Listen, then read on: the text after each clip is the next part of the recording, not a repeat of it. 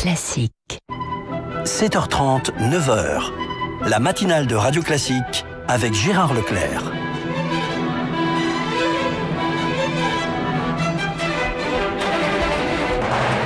L'invité politique sur Radio Classique et LCI. Et comme tous les matins, nous retrouvons nos amis de LCI pour l'invité politique. Ce matin, Hervé Morin, bonjour. Bonjour. UDI, tête de liste UDI, les Républicains en Normandie. Et Modem. Série de duels pour ce deuxième tour des régionales, avec souvent des triangulaires serrés après un premier tour qui a été quand même, il faut bien le dire, décevant pour la droite républicaine. Pas de vague bleue à première vue, pourquoi ? Vous en connaissez les raisons, on les a largement décrites depuis 6 jours ou 5 jours. En vérité, derrière tout ça, il y a un sujet de fond, c'est qu'on est un système qui est à bout de souffle, un système politique qui doit se remettre en cause profondément, qui doit avoir le courage d'exprimer les choses, d'exprimer le cap qui doit être conduit, qui bien entendu, après l'avoir exprimé, le fait, dont le comportement politique doit aussi changer.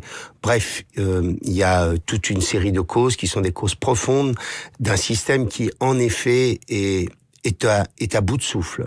Je pense que la démocratie française devra un jour ou l'autre tirer les conséquences d'un modèle institutionnel qui probablement C'est-à-dire aujourd'hui... clairement, il faut changer la Constitution, vous nous dites ? Moi, j'ai toujours dit que ce système institutionnel était source d'inefficacité parce qu'elle reposait sur une idée qui était l'élection d'un homme qui, à lui seul, était capable de transformer le pays. Je pense que... Mais ça, c'est l'élection présidentielle, oui, c'est le fondement de la Ve République. Mais quand vous avez des bases électorales qui deviennent si faibles, des bases électorales de premier tour qui deviennent si faibles, la transformation du pays devient bien plus compliquée que lorsque vous arrivez à construire des coalitions larges qui permettent en effet d'engager, d'entraîner le pays. C'est un sujet de fond. Mais donc revoir les institutions, revoir les modes de scrutin. C'est revoir le comportement, c'est revoir bien entendu notre approche dans l'exercice du pouvoir, mais c'est aussi pour moi la nécessité de réfléchir à un système qui est très cathartique, où globalement on élit quelqu'un et tout repose sur lui, comme une espèce d'homme providentiel.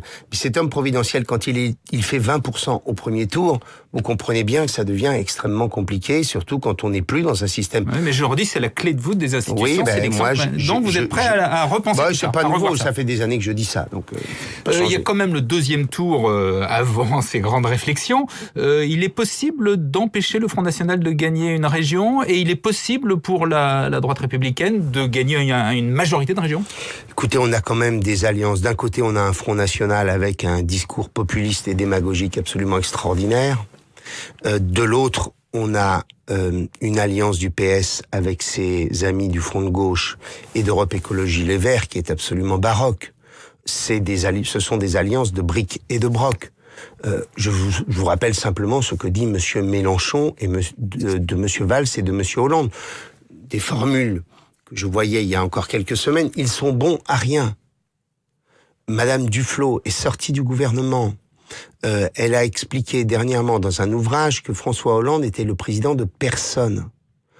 Bref, vous avez des communistes qui disent que la politique qui est menée n'est pas la bonne. Et tous ces hommes et toutes ces femmes se retrouvent au niveau local pour reconstruire des listes de second tour où en plus, si je prends l'exemple de la Normandie, il n'y a aucun accord sur aucun des grands sujets. Je prends un seul exemple. Le contournement est de Rouen, grand sujet pour l'agglomération rouennaise. Eh bien, les Verts sont contre. Le Front de gauche est contre, les socialistes sont pour. Vous faites le nucléaire, c'est la même chose. Est-ce que c'est pas un peu la même chose chez vous quand Nicolas Sarkozy dit le Front National n'est pas immoral, n'est pas contre la République, quand son discours se durcit sur l'immigration, sur les réfugiés, quand il évoque les racines chrétiennes, ça vous pose pas de problème ? Que nous ayons des racines chrétiennes, c'est une évidence. Personne ne pourrait contester ça. C'est pour ça que lorsque l'association des maires de France... Et le Front National qui est pas immoral, ça pose pas de problème ? Écoutez, ça, moi je continue à penser que le Front National n'a aucune solution en rien et a souvent des propos qui dépassent largement les limites. Mais quand on évoque les racines chrétiennes de la France, c'est une évidence. Jean-Christophe Lagarde, quand même, est, semble-t-il, inquiet, c'est le président de l'UDI. Si les Républicains se droitisent encore, il va y avoir un problème, il a dit.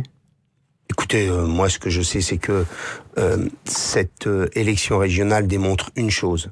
Ce que je dis depuis des mois, il n'y a pas place pour une multitude de candidatures à l'élection présidentielle au premier tour. On voit bien que la question, on peut se la faire comme on veut. Donc, clairement, il ne faut pas de candidat UDI à la présidentielle. Je dis qu'il y a pour cela un premier tour, le premier des premiers tours, qui est la primaire.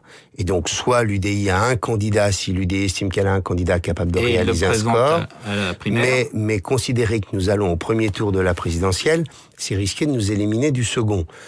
Et donc, je dis très clairement, nous avons besoin d'avoir un et unique candidat à l'élection présidentielle pour l'opposition républicaine. Jean-Christophe Fromentin a claqué la porte de l'UDI, veut présenter des candidats dans les 577 circonscriptions des prochaines législatives. Écoutez, moi, je commande pas. Je pense que les démarches individuelles et personnelles sont bien compliquées. Je pense que les Français ont surtout besoin de collectifs. En même temps, j'ai beaucoup d'amitié pour lui, donc vous m'en ferez pas dire plus. Débat très tendu, et même plus que ça, en Île-de-France. Claude Barthelone qui dit que Valérie Pécresse défend la race blanche. C'est un dérapage ? Ouais, j'ai vu que Valérie avait utilisé les mots d'abject, je dirais ignoble.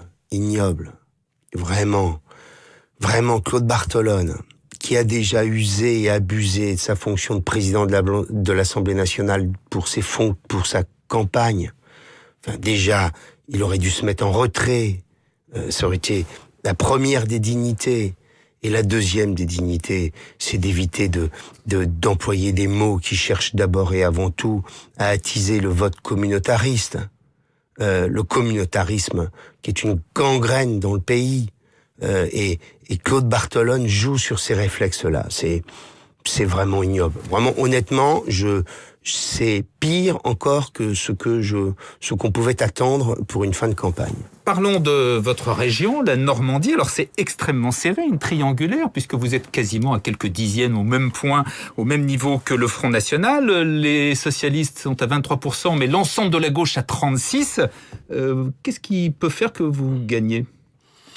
C'est la cohérence de notre projet. C'est le fait de mettre l'économie et l'entreprise au cœur du projet. C'est de mettre la renaissance... Vous y croyez vraiment à la victoire ? Bien sûr que j'y crois.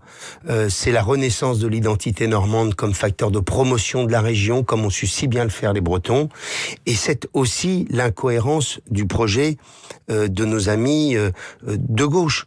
Vous avez parlé tout à l'heure oui, je l'ai parlé. Mais contournement, on peut le faire sur tous les sujets. Sur le nucléaire, il y a ceux qui sont pour, il y a ceux qui sont contre. L'Europe Écologie Les Verts refuse que désormais il y ait des programmes routiers sur la ligne nouvelle Paris-Normandie pour le ferroviaire. Ils ont trouvé un accord pour faire liste commune. Le seul accord qu'ils ont, c'est de sauver des pièces, des places et des sièges. C'est la seule chose qui compte dans cette histoire. Quand la tête de liste du Front de gauche expliquait en septembre que François Hollande, Emmanuel Valls faisaient mal à la France et à la gauche, se retrouver sur une liste avec le Parti socialiste, honnêtement, ça devient quand même compliqué. C'est un grand écart absolument total. Et donc nous avons cette cohérence, nous avons cette détermination et nous avons un projet très clair. La COP21, ça patine, c'est difficile. L'accord, s'il y a accord, ce sera demain matin.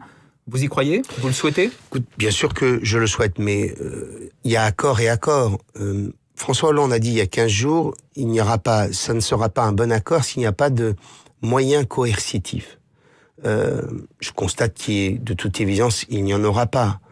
Ce sera donc très clairement des objectifs extrêmement ambitieux, mais en clair, on fixe des objectifs d'autant plus ambitieux qu'il n'y a aucun moyen contraignant pour y arriver. Il n'y a aucun financement pour faire en sorte qu'on aide les pays. Tout ça, c'est encore en négociation. Ouais, encore, mais enfin, vous n'y croyez pas. Vous pensez il n'y aura rien à l'arrivée. Il n'y aura rien. Et derrière tout ça, vous voyez, Charles Leclerc, il y a un sujet de fond, qui est l'organisation du monde. Et en fait, on a un système qui est celui des Nations Unies, qui est un système là aussi à bout de souffle, et qu'il faut changer en profondeur. Il faut que nous allions, face aux grandes problématiques de demain, vers un système de coopération entre les États, de collaboration entre les États. Et il y a un endroit dans la planète où on a mis en place un système de coopération entre les États, c'est le système européen.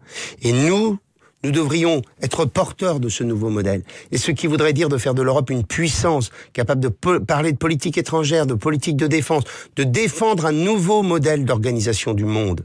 Et malheureusement, nous avons construit progressivement une Europe technocratique, une Europe incapable de devenir puissance et étant handicapée tous les jours dans ses modes de décision. Merci Hervé Morin. Il est 8h26. Dans un instant, nos amis de LCI retournent sur LCI. Nous restons sur Radio Classique. Dans un instant, le journal de Sophie Paulini. Décembre 1940.